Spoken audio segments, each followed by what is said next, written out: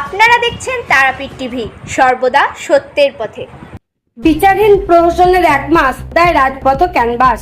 এই শিরোনামে রামপুরহাটের 5 মাথার মোড়ে সাজিয়ে তুলেছে রেখায় ও লেখায় রামপুরহাট কলেজের ছাত্রছাত্রী ও শিক্ষক শিক্ষিকা বৃন্দরা।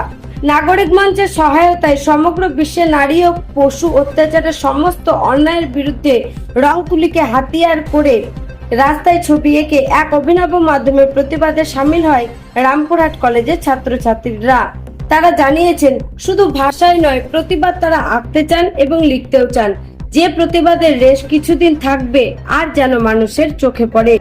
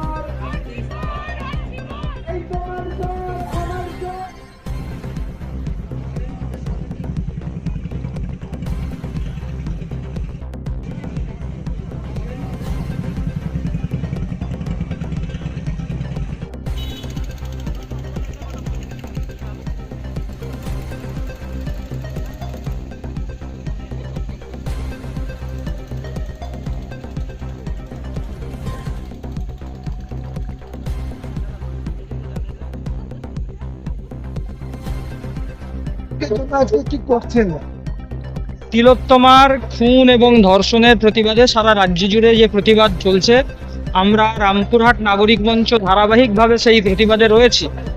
আজকে ভিন্ন আঙ্গিকে প্রতিবাদের কণ্ঠস্বরকে আমরা প্রতিফলিত করতে চেয়েছি। তাই রাজপথকে ক্যানভাস বানিয়ে, আমরা রং তুলিকে অস্ত্র বানিয়ে বাংলার শিল্পীরা রামপুরহাটের 5 মাথা মোড়ে আজকে রং তুলিতে তাদের প্রতিবাদ ব্যক্ত করছি। সারা রাত্রির কর্মসূচি, আমরা সারা রাত্রি ধরে রাজপথকে ক্যানভাস বানিয়ে আমাদের রং তুলিকে অস্ত্র করে আমরা আমাদের প্রতিবাদকে রাজপথে ধ্বনিত করব।